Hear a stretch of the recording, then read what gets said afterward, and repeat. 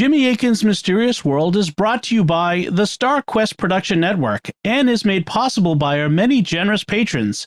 If you'd like to support the podcast, please visit sqpn.com/give.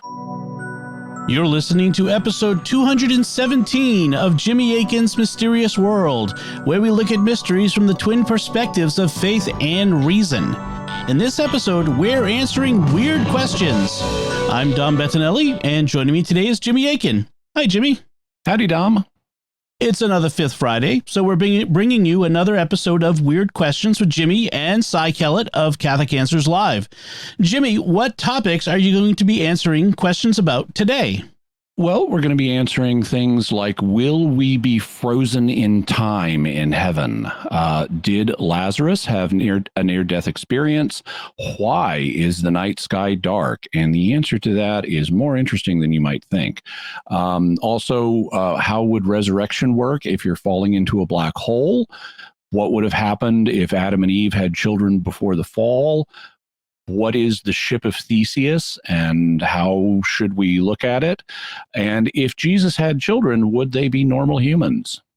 Very nice. Interesting questions. So let's now listen to your answers. About to get weird in here. Welcome back to Catholic Answers Live. I'm Cy Kellett, your host. And it's not because of our guest that it's about to get weird. Jimmy Akin is our guest. He's senior apologist here. But we've got weird questions for Jimmy. And that's why we call this hour Weird Questions with Jimmy Akin. Hi, Jimmy. Howdy. How's it going, Cy Kellett? It's going very well. Thank you. And I just had an inspiration. I think when we do the game show on Friday, we have special game show music. I think we need some Weird Questions with Jimmy Akin music. Have I? Is this my first? And I think it's got to be theremin. A little bit, don't you think? A little bit. That would be okay. Yeah. Now, for folks who may not know, a theremin is a kind of electronic instrument that is used in some science fiction movies, like Forbidden Planet, and it makes this woo noise, which may be the origin of the phrase woo-woo, which is often used to describe strange, unusual claims. I think, Sarah, thank you for being here and running the board. Can you research theremin music? But it's got to be in the public domain. Like, we're not paying for theremin music. Although we maybe should pay for it, because I imagine professional theremin players are not making a killing. Probably not. Not these days. No, it's not the 50s anymore. Maybe a little employment for a theremin player would be good. I almost gave out the number. I'm not allowed to give out the number. Sarah, just tell me to stop if I start giving out the number, because all of our questions have already been submitted via the internet and its various avenues. Jimmy has very kindly gathered them up for us, and they're all weird. And that's our theme. Weird questions for Jimmy Akin. With sometimes, every now and then, we get a call and the person will go, "This is a weird question, but I wanted to ask you anyways." And generally speaking, the calls, they're not that weird. They'll be relatively normal, at least by our standards, Jimmy. Maybe the people don't know just exactly how weird we're willing to get. We're willing to get very weird. Yeah. And so Jimmy handles a lot of weird stuff on Jimmy Akin's Mysterious World, his podcast, and we just have a lot of fun with weird questions. So we gather them up and we do this. The podcast, by the way, today I have not watched the episode. I haven't decided if I'm going to listen to the episode. It's on spontaneous human combustion. That's right. Yes. And for people who may not know what that is, occasionally there are reports, they're rare, but there are reports of people who catch on fire for no apparent reason, and almost all of the body is reduced to ashes, but parts of it may strangely survive, especially the feet, and there's virtually no fire damage anywhere else in the room except like maybe the chair they're sitting on. It's terrifying. It's terrifying to think what this world might contain that we don't know about. All right, you want to do some weird questions, Jimmy? That's what I'm here for. Oh, I guess that's true, huh? Gregory said this. How would someone participate in the resurrection at the second coming if they were to have fallen into a black hole or gone near enough to one that time stopped for them relative to everyone else? It has been my impression that the resurrection is supposed to happen for everyone simultaneously. Maybe I am wrong, but how can this be given that time is relative? So the church obviously doesn't have a teaching here. This is a matter of speculation. It is generally understood that the resurrection will occur for all human beings at the same time. Now, Scripture clearly indicates that it's going to apply to all human beings who are here on earth at the time of the second coming. We don't really have a statement of Scripture or the magisterium that addresses what would happen to people who are not on earth, but since it seems to apply to the whole human race, the logical assumption would be that it's going to be everybody. So as a way of getting at this question, let's talk about time dilation. Time dilation is something that occurs, according to Einstein's theories of relativity, when you either get in a strong gravitational field or when you start accelerating and moving faster. And so if you're here on Earth, on the surface of the Earth, you're deeper down into Earth's gravity well than you would be if you were up in a plane or, let's say, a hot air balloon just floating above the Earth. And time actually does run slower for those of us who are here on the surface than it does for people who are up in the sky. They've actually measured this with atomic clocks. It's a very tiny amount. It's like, a teeny little fraction of a second, but it really is true. It's been confirmed. The same thing happens if you're accelerating, if you're moving faster and faster, and they can measure that too. And in fact, if they don't correct for this time dilation, which is where time stretches and gets slower, if they don't correct for this phenomenon with our satellites, the GPS in your phone will stop working within a day or two. It won't be accurate anymore. So they have to constantly correct for this. Wow. Yeah. So let's suppose, before we get to the black hole, let's suppose you get on a spaceship and it goes really fast. You're accelerating. You get near the speed of light, so time slows down. And if you hit the speed of light, it would actually stop. Well, the whole rest of the universe is still going on around you. You're just not aging as fast. You're not experiencing as much time, but you're still part of the universe. And so consequently, when the second coming happens, no matter where you are or how fast time is running for you at the moment, God can grab you out of that spaceship and judge you. So that's not a problem in and of itself. So now let's apply that to what happens with time in a strong gravitational field like a black hole has. Now, the thing about black holes is they have so much mass that the gravity they generate is able to stop light from leaving them. Because remember, time slows down. And so if time is slowing down, then the light's not traveling as fast. And eventually, if time stops, the light can't go anywhere. So it can't come out of the black hole. And if you go into a black hole, well, okay, realistically, what would happen under ordinary circumstances is you would just die, because as you go into a black hole, your body is, all the matter in your body is stretched out. And it's a phenomenon called spaghettification, because you get made like spaghetti, and eventually you're just a stream of atoms with no physical form. And so at that point, you would die and your soul would go to heaven. But suppose that didn't happen. Suppose you somehow survived, and so you're in the black hole, and you still have your body, and time is stopped.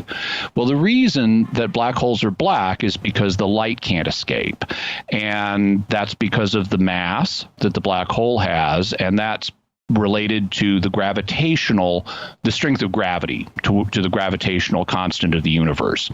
Also, the speed of light is thought to be governed by two properties that space has. One of them is known as vacuum permittivity, and the other is vacuum permeability. And so we've got like three physical constants that are governing the fact you can't get out of the black hole. But the physical constants of the universe are under God's control, and they could be different than they are. And so God can simply change the constants if he needs to and pluck you out of the black hole and judge you.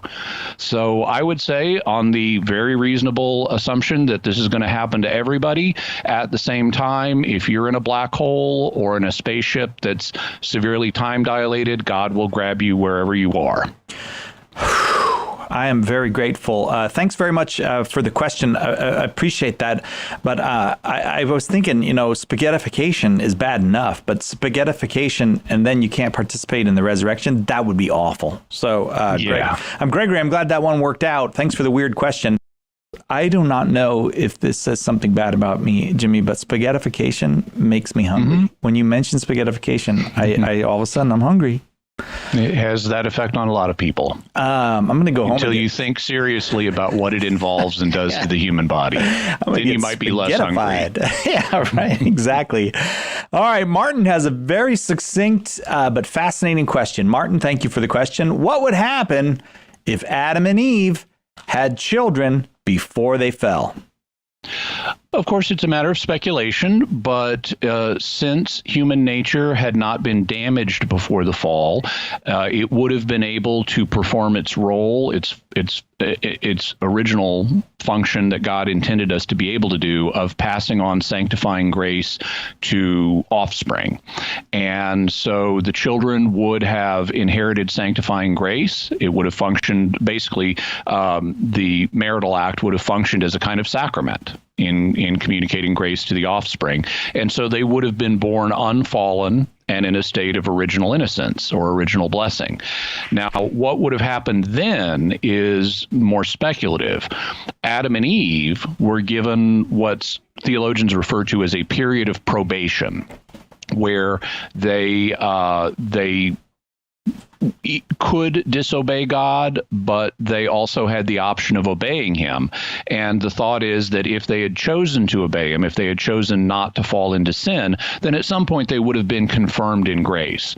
And so it could be that the children, if they had been born without original sin, they might have been in the same state Adam and Eve were. They might have been in a probationary period where they had freedom to resist sin, but also freedom to sin. And if they passed the probationary period, then they might have been confirmed in grace also. However, it's also possible that, especially if Adam and Eve had been confirmed in grace, that their kids would have been born confirmed in grace as well. If they, though, had this period of probation, then we would be in a kind of interesting situation, because we know Adam and Eve eventually fell. So what would happen with these kids?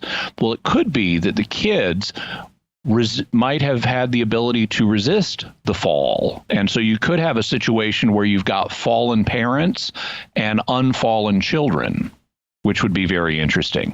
On the other hand, there's another theory that Adam specifically, or you could stretch it to Adam and Eve, are what are sometimes called the federal head of the human race. And the idea there is that as Adam or Adam and Eve go, so goes everybody else. And so it could be that if Adam fell, or if Adam and Eve fell, that effect would have rippled to their children, who then would have fallen as well, even if and lost the original innocence, even if they hadn't personally sinned. But all of this is speculation, so we don't really know.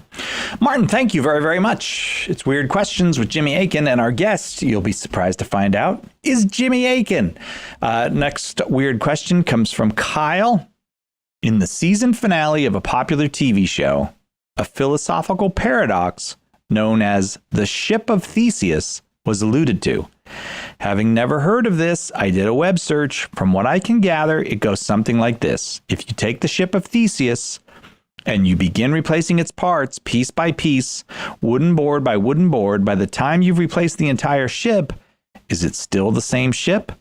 Is there a particularly Catholic and well-informed way to approach this question with our understanding of form, nature, and the soul? I understand that our physical bodies undergo a similar ongoing process, shedding and recycling out old dead cells and replacing them with new and better cells, yet I am still me. I don't know that all the cells that replace them are better. At my age, I think some of the new cells that have come in and are not as good as the old ones. But other than that, I'm down with the question. Okay, so one aspect, and he accurately summarizes what the ship of Theseus is. It's a paradox that goes all the way back to the Greek philosophers, which is why it's got the name Theseus in it. And the idea is you've got this ship, and you start replacing it plank by plank, and eventually you've substituted new planks for all of the old ones. Is it the same ship? And one of the things that kind of adds an exclamation point or a zinger to this paradox is after you've replaced all the planks, if you've still got the original planks, you could reconstruct the original ship, and you'd have two ships. Which one is the ship of Theseus? Oh, yeah. And so philosophers have thought about this, and including Christian philosophers, and they've applied it to humans because our bodies do replace the cells that are in them over time. Here's how I would look at it. In the case of an artificial object like a ship, when you replace all of the parts in it, it can be considered the same ship. Let's say I'm Theseus, I'm the owner, and you replace a plank in it. Okay, you replaced one plank now, that's still my ship. Legally, that is my ship. And you keep replacing planks, and legally, it's always still my ship. Yeah. So in terms of categories of human convenience like legality, you can say, yeah, this is my ship. This is still the same ship effectively. If someone goes to the dumpster and gets out all the original planks and reconstructs a ship out of them, well, that's not my ship legally. That's somebody else's ship. And it's, finders, keepers, losers, weepers. So whoever found the original planks and put them together again, that's their ship now. So I think there are ways of handling artificial objects like this. It becomes more interesting when we're talking about natural things like life forms, including human beings. And life forms have a soul, which is what enables them to be alive. And the soul does not get replaced when the individual parts are replaced. So I always have the same soul, even if every cell in my body changes out over time. Yeah. And so the soul is what a Christian philosopher would typically look to as the fundamental principle of continuity in an individual. Now, a question obviously comes up, well, what about with the resurrection of the dead? And, because when our bodies get put back together, because if we have had all kinds of matter processed through our bodies with all these different cells we've had in us over the course of our lifetimes, what happens when we come back from the dead? And the answer is we don't know. One of the things that's part of the discussion on this was a document that came out from the International Theological Commission a number of years ago on certain questions regarding the last things.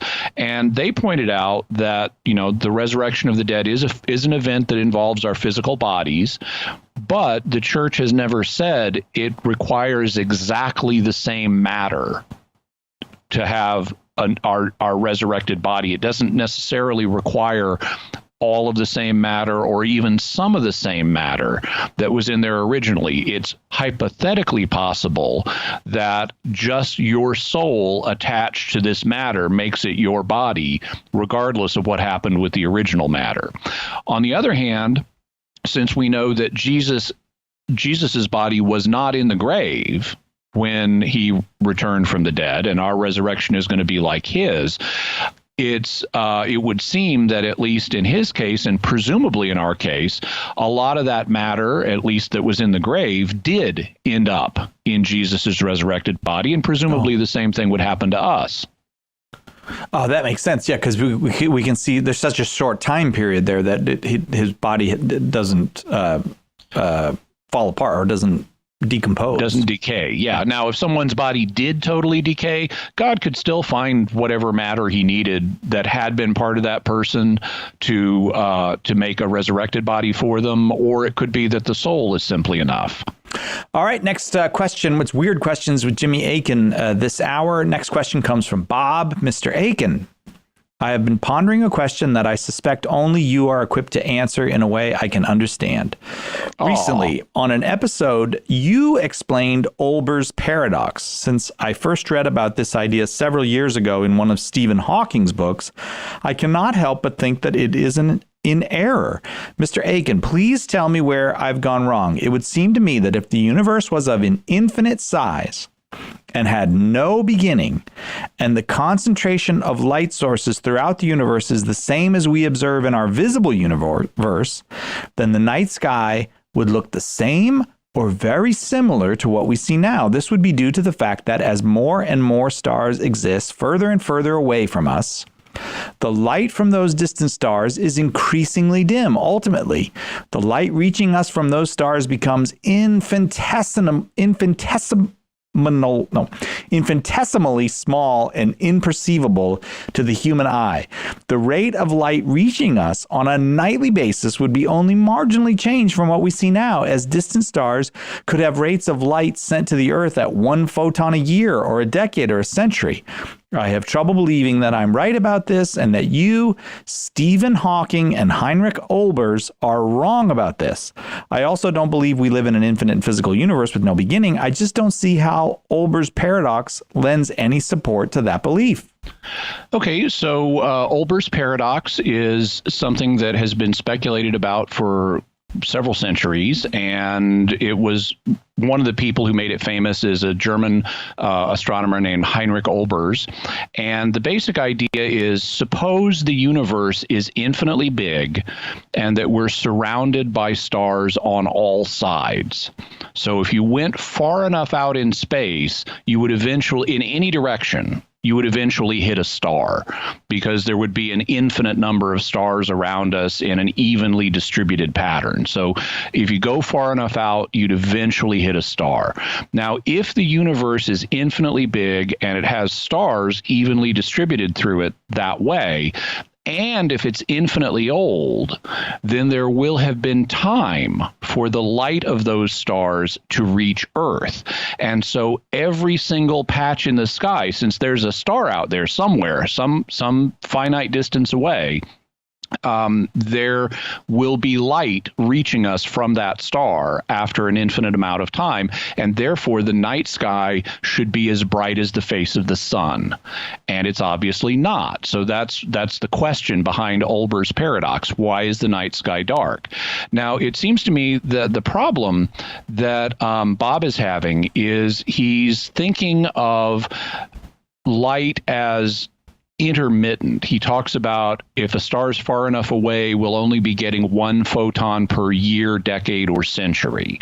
And actually, that wouldn't be the case. Once a star flips on, once it ignites, it gets enough mass that it starts burning its nuclear fuel, it emits photons continuously, just like our sun does. It's continuously emitting photons, and since we're close to the sun, we get a lot of photons or light particles from the sun.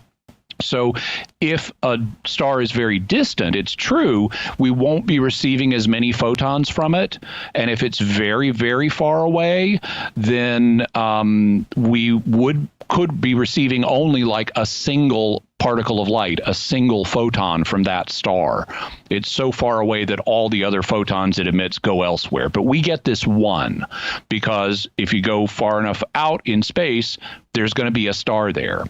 And we should, after infinite amount of time, be getting at least 1 photon from it.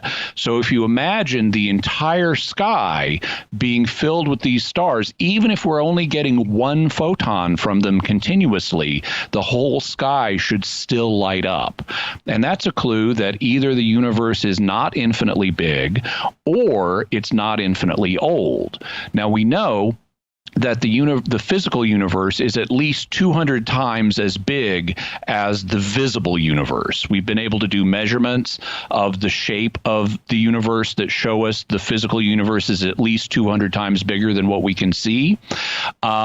We don't know if it's infinite or not in size, but we do have evidence that it's not infinite in time because of the Big Bang. And the Big Bang, which occurred about 13.8 billion years ago, is the reason the sky is dark. because after the Big Bang, everything blew up and there has not been time for light to reach us from these very distant locations. And so the fact the sky is dark is actually evidence that the universe had a beginning. I love it. And 13.8 billion years or whatever it is, that's a lot of time, but that's not even close to infinite. Nope. It's, as a matter of fact, infinitely far from infinite. That's right. Jimmy Akin, our guest. It's Weird Questions with Jimmy Akin. It's not the same to do Weird Questions with Jimmy Akin when you're not here. Have you been doing Weird Questions with other people? I just sit here and read the questions and nothing happens. Okay. They're terribly boring shows. So next one comes from John. Not being an expert on Thomas Aquinas, this one caught me off guard. I was asked if Thomas views God as being outside of time, and therefore if there is time in heaven. I wasn't quite sure where to find the answer, but the question is basically if the conclusion of Thomas' belief about motion meant that heaven would be an eternal moment, so I guess everyone would be sitting around in front of God, frozen like statues. Is this anywhere close to what we can what can reasonably be understood from his writings? Also, if there's no time or movement in heaven, how can the saints hear our prayers or intercede for us? Is this just a big misunderstanding? So this one comes up a lot, and it's understandable why it comes up. It's frankly because people get sloppy in how they talk about this, and it leads to confusion. So John is right that Aquinas does believe that God is outside of time. It's also common to talk about us going to heaven and being with God. And people kind of infer from that, well, okay, if God's outside of time and we go to be with God, then we're going to be outside of time and we're going to be frozen like statues, and that doesn't seem to correspond to the idea of us being able to worship God in heaven or us being able to intercede for people on earth or things like that. The problem is caused by the going to be with God image. That is not physical. God does not have a physical location. That is not a unique physical location. He is omnipresent. He is everywhere in space and time by his power, because by his power, he is creating everywhere in space and time. If there's a place or a time, it wouldn't exist if God wasn't creating it right now. And so God, as a result, we talk about God being everywhere, including heaven. Now, heaven does not really mean up in the sky. That's a metaphor that God uses to help us understand that it's a different place than here. And because humans associate up with goodness, things are more important if they're bigger or taller or higher. Okay. If they're exalted, in other words, it becomes this heaven or the sky becomes an image that's metaphorically suitable to describe God and where he is, which has to be the best. But it's not the case that he literally occupies a place up in the sky or anywhere else in this universe that's uniquely his place, the way where you're sitting, Si, behind a microphone is uniquely your place. Mm-hmm. And so when we talk about being with God in heaven, that's a spiritual form of union. Now, obviously, our resurrection bodies are going to be somewhere, but where Scripture depicts that as happening is here on earth, on the restored, renovated new earth. So we will continue to have a physical location, and we will be in spiritual heavenly union with God, but we do not go outside of time.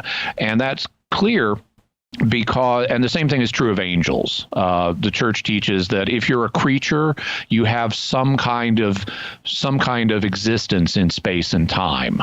So there are no creatures that don't at least occupy time. And that's not to say that time doesn't work differently in the afterlife than it works here.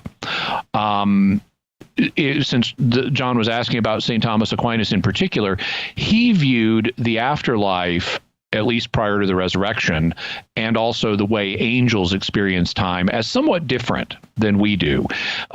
He recognized God as being in eternity, which means outside of time, and us as being fully in time in this life. And he proposed a middle state for angels and departed human souls. And this middle state he called aviternity. And it shares some properties of time and some properties of eternity. So it's not strictly exactly like one or the other. It's different than both. And that's a fine theological speculation. It's only a speculation. It could be that time works exactly the same way in the afterlife or for angels that it works for us. But it's clear that there is something time-like about what angels and departed human souls experience, because in both cases we see them experiencing things in a sequence. So when, in the case of a human, you die, you experience the particular judgment. If you need to go to purgatory, you go to purgatory. Once you get purified from in purgatory, you go to heaven, and then you're in heaven, and then the resurrection comes, and you get your body back, and you experience the general judgment, and you then live in the eternal order on the new earth. And in all of that, you do other things. You know, while you're in heaven or even purgatory, you may be praying for people on earth. In the eternal order, it's said that we're going to reign with Christ, and reigning means doing stuff. So it's clear that there's a sequentiality to the future of human experience. We see the same thing with angels. You know, angels were created at some point. They had a decision to make for or against God. In the case of good angels, they periodically come down and do stuff. So they experience sequentiality. In the case of demons, it's even more interesting, because most of them, or at least many of them, are still running around loose. Some of them have been, according to Scripture, chained in pits of darkness and are reserved for the final judgment. So some of them have this creation, fall, get chained up, later experience the final judgment. Others are running around, but then one day they're also going to experience judgment. And so we see a sequentiality both for humans and for angelic beings, and thus both of us have to experience at least something like time, and maybe time exactly as we experience it. Wow, John, thank you for the question. It does leave me with this, Jimmy, if I may. Mm-hmm. Does that mean all of that, what you just said, that Jesus, in becoming incarnate, he too never, in his human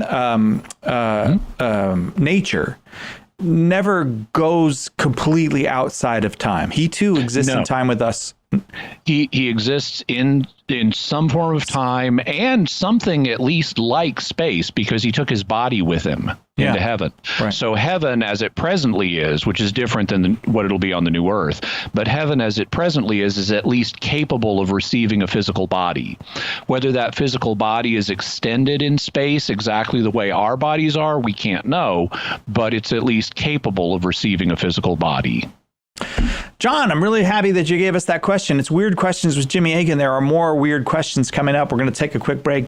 We'd like to take a moment to thank our patrons who make this show possible, including Elizabeth T., Carrie B., Jason E., James I., and Adam S.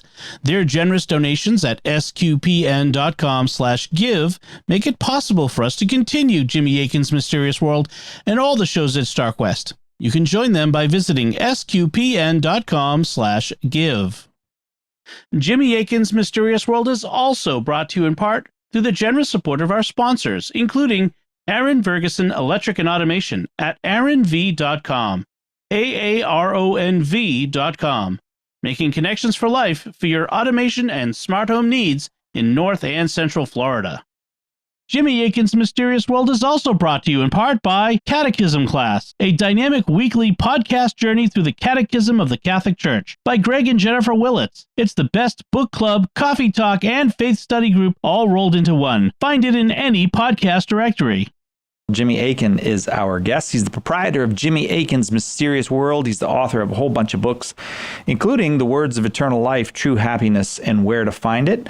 And he's senior apologist here at Catholic Answers. And in addition to all of that, he likes weird questions. So we love to do weird questions with Jimmy Akin. I like them because they give you a workout. You know, so many questions. I mean, I've been doing this now since at Catholic Answers for 28 years this June. And after a certain point, a lot of the questions, it's like, okay, hit the hotkey. Here comes the macro. Here's the answer. They're a little bit old hat, but these make you think, and I like that. Do you ever, you just kind of feel almost like my mouth is giving the answer, my brain is, I can do what I like. All right, the next one, maybe you'll help me. I think Wojciech would be how I would pronounce this name. How would Wojciech? Yeah, Wojciech. Okay. Woj, because okay, Wojciech. I have discovered that Wojciech. If I discovered that someone has an object that can be spiritually dangerous to someone, would it be a sin to secretly take it and dispose of it without that someone's consent? If it can be done without his notice, and if it can be presumed that he wouldn't give up that object if informed about its danger. I'm talking primarily about objects that don't have much morally acceptable uses. For example, let's say my friend got a bunch of old books and magazines and asked for help sorting them. In doing that, I found pornographic material, and because I know my friend, I know it may be dangerous for him. Would it be a sin or theft if I took the dangerous material, destroyed it without informing the owner? What can be morally done in this kind of situation? So the sin of theft is taking property against the reasonable will of its legal owner. And if it's true that that whatever you find, whether it's pornography or something else, if it's not reasonable for this person to retain it, you could take it without his consent and knowledge in this case. It would not be the sin of theft. Now, in making that assessment, you have a number of factors to consider. One of them is whether or not it really poses a spiritual danger to this person that is real and that doesn't have a compensating reason for. So, for example, back during the 1980s, President Reagan established like a panel to study pornography and make recommendations about how to fight it. And among the people that were appointed to that panel was James Dobson, the founder of Focus on the Family. And so Dobson had to view some things that were possibly pornographic in order to make evaluations and recommendations. So in that case, even though there was a danger to him looking at these things and being able to say, okay, him and other people on the panel, is this pornography or not? Where should we draw the line, and how can this be regulated? You know, because you have to know what you're regulating if you're going to regulate it. Somebody has to look at that stuff to make a determination and craft the policies. And so there was a compensating reason, even though there was some risk. Our job in life as Christians is not to avoid all risk. If you try to avoid all risk and all temptation, you're not going to actually be living the Christian life, because you're going to be living under a rock. And it's not going to be healthy for you, and you're not going to be doing good for other people, which is what Dobson and the other panelists were trying to do. Okay. They were trying to find ways to craft policies that would protect other people from pornography. And that meant they had to have some degree of exposure themselves. So we're assuming that's not the case. And in a typical situation, if you know someone who's had a pornography problem and they get a lot of books from somewhere, okay, well, you can presume that there's not some counterbalancing good if it's pure pornography. You know, you look at a magazine and it's like, oh, wow, okay, let's get this out of here. But you have to be careful with this, because it may not, if it's not obvious pornography, then it may not pose the same risk. For example, I can imagine some people in this situation being kind of scrupulous, and they don't find a pornographic magazine, but they may find a romance novel. And they don't know what's in the romance novel. Is this one of the pornographic ones, or is this Jane Eyre? Yeah. And I can see people being kind of scrupulous about that. Or, it could be Romeo and Juliet or whatever it may be. Not every story involving romance is going to pose a moral challenge to everybody. And so you have to be careful in evaluating things like this. You can't just say, oh, it's in this area, so I'm going to steal it to protect this guy. Also, there are other things that have perfectly legitimate uses. Like, let's say the guy is asking you to help go through an attic of stuff from his grandfather that he's inherited. And in the attic, you find a gun. Well, guns have perfectly legitimate uses, whether it's target practice or self-defense or whatever it may, or hunting. Just because you found a gun doesn't mean, oh, I better take this away from this guy. Now, if he's mentally unstable and can't responsibly own a gun, that's one thing. But you have to be careful in evaluating these things. Also, you have to evaluate the consequences of taking the item. Because if he finds out you took it, what is that going to do to your friendship? That's a factor that has to be weighed. Also, what is it going to do to his view of Christians?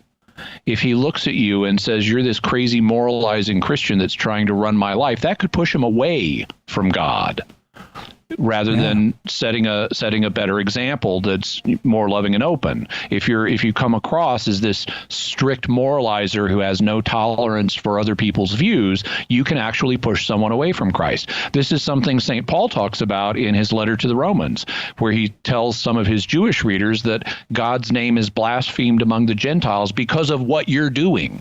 Yeah. And in the same way, we Christians have to look out for that, we Gentile Christians included. Also, there are simple practical preservation reasons. Like, let's suppose you find a weapon in the attic and your friend is mentally unbalanced. Well, okay, if you can get that weapon away safely without him knowing, fine. But you also need to take into account he's mentally unbalanced. If he finds out, he might try to kill me. And I might have a family that depends on me. So maybe I should call in the authorities or something instead of doing it myself. So there are a bunch of things to think about here. But in principle, it is possible to not commit the sin of theft as long as you're taking something as long as it's not contrary to the reasonable will of the owner. So if it's not reasonable for him to have this, you could take it for his protection or the protection of others. All right. Thanks very much for the question, Wojciech. I appreciate that. I hope that was helpful to you. We're going to go to Lisa in Houston, Texas. Her weird question for Jimmy Akin. Would or could Lazarus have had a near-death experience? Well, since he died and came back from it, he had a full death experience. That's as near as you can get. Could say he had a near-death experience, but the term is ambiguous. There actually are a variety of phenomena that are reported as occurring near death. These can include things like crisis apparitions. A crisis apparition is where someone is either dying or about to die or otherwise in danger. They're in some kind of crisis, and they appear to people, who are distant. Maybe a loved one suddenly sees dad as he's as he's dying, or has a dream about dad as he's dying. I know a friend that happened to. Also, the people who are in danger of death or are about to die often will have visionary experiences. They may sense the presence of angels or loved ones in the room. They may see a glimpse of what the next world is like. This happened to an uncle of mine who actually didn't die, but he was close to death, and he was talking about all the amazing, beautiful things he was seeing. So these are reported phenomena that occur to a large number of people. Now, the classic near-death experience that I suspect that that Lisa is talking about here. Oh, and by the way, my uncle lives in Houston even. But the classic near-death experience that I suspect Lisa in Houston is talking about is the kind that was popularized or discussed in a popular way by Raymond Moody in his book Life After Life back in the 1970s, and that has been kind of standard in the literature ever since. Basically, people clinically die, and then when they come back, they report various things, which can include floating above their body and seeing what people are doing to them as they're trying to bring them back. It can include going through a dark tunnel. It can include meeting friends and loved ones. It can be having a review of everything you've done in your life. It could be encountering an angel or Jesus. It could be seeing a beautiful environment where there are happy people and so forth. These are all commonly reported elements. Not everyone sees the same things or reports the same things when they come back. Perhaps because this is a non-physical experience and it's hard to cram all that into a physical brain once their heart gets started again. So they may lose certain aspects of the experience. But it's quite possible that Lazarus may have had all of those kind of things happen to him. Whether he would have remembered them when he got back into his body or how much he would have remembered them is a question we really don't have the answer to. By the way, in Star Trek, The Search for Whales, after they've got Spock back in his body. That's not the name of it.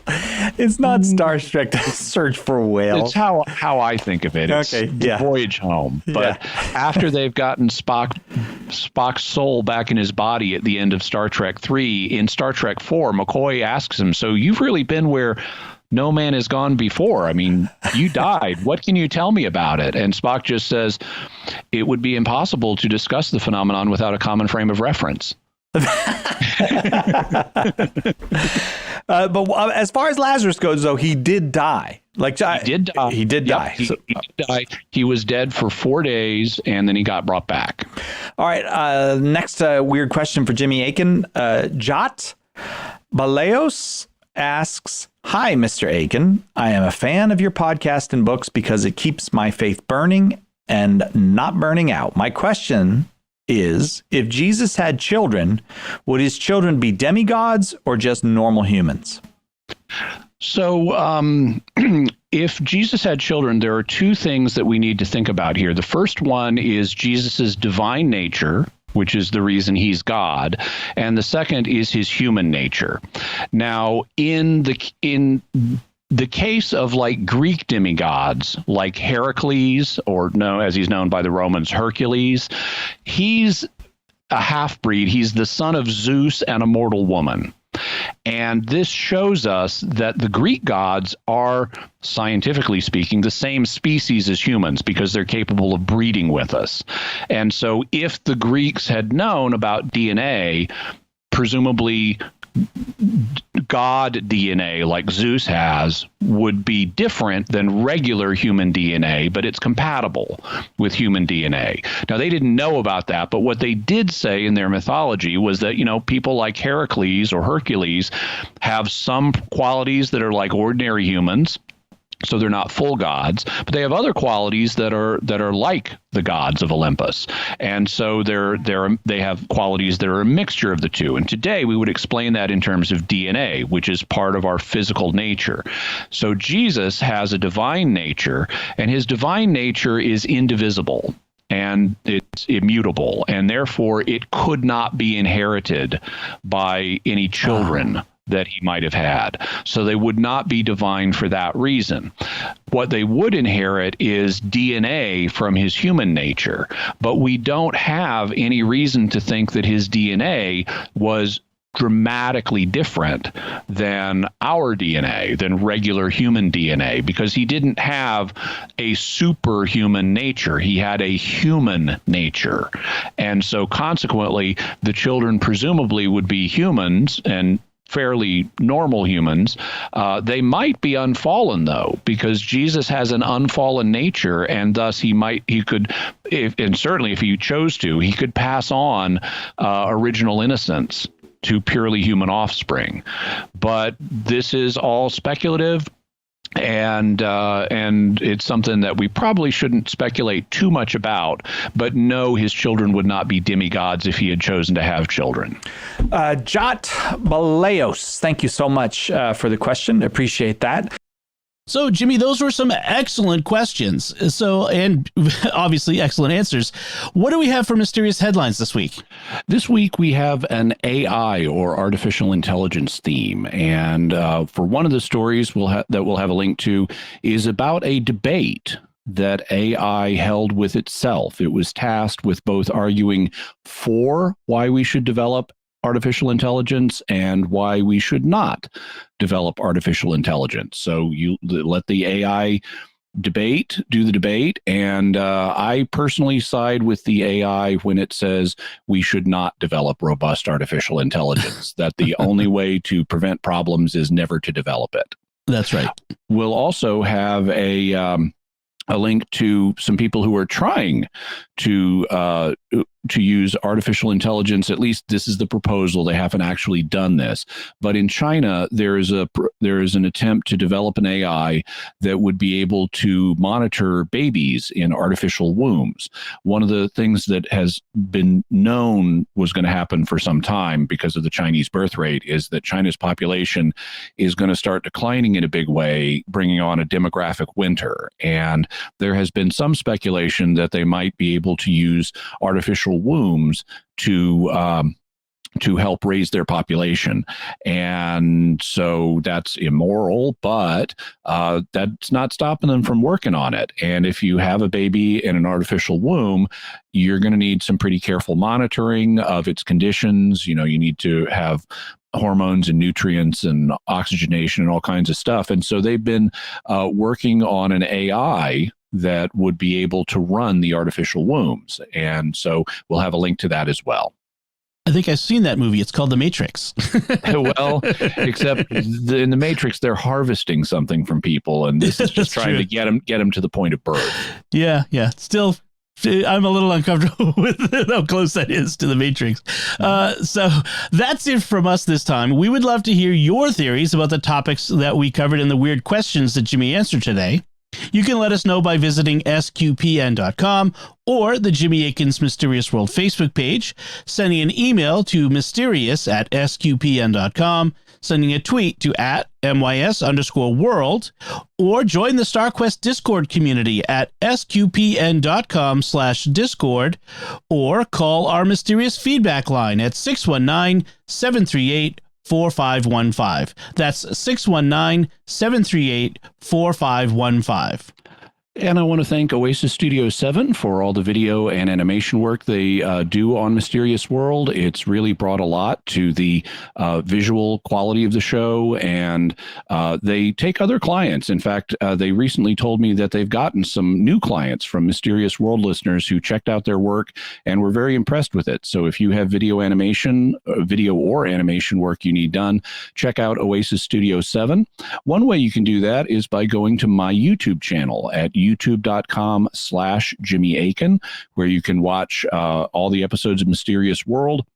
And I also do some additional videos. While you're there, I am trying to grow my channel, so I'd really appreciate it if you, even if you don't watch Mysterious World there regularly, I'd appreciate it if you would subscribe and hit the bell for notifications so that you can get alerts whenever a new Mysterious World video comes out or another video that I do. Jimmy, what's our next episode going to be about?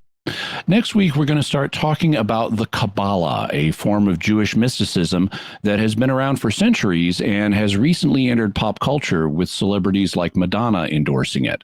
Kabbalah claims to have secret esoteric teachings that have been passed down from the time of Moses. So next week, we'll be telling you about where Kabbalah comes from, both what's claimed about its origin and what scholars have concluded is actually true. Then the next week, we'll be discussing what practitioners of Kabbalah believe and how it compares with traditional Judaism and Christianity. Interesting. Folks, be sure to share the podcast with your friends and write a review in Apple Podcasts or Spotify or wherever you get your podcasts. That's really important to help us grow this community and reach more listeners. You'll find links to Jimmy's resources from our discussion and links to the mysterious headlines on our show notes at mysterious.fm/217. And remember, to help us continue to produce the podcast, please visit sqpn.com/give. Jimmy Akin's Mysterious World is also brought to you by Fearvento Law PLLC, now assisting clients with expungements and set-asides of Michigan convictions. To learn more, call 231-202-3321 or go to fearventolaw.com, FIORVENTO law.com. Jimmy Akin's Mysterious World is also brought to you by delivercontacts.com, offering contact lenses at low prices with free delivery. Visit delivercontacts.com.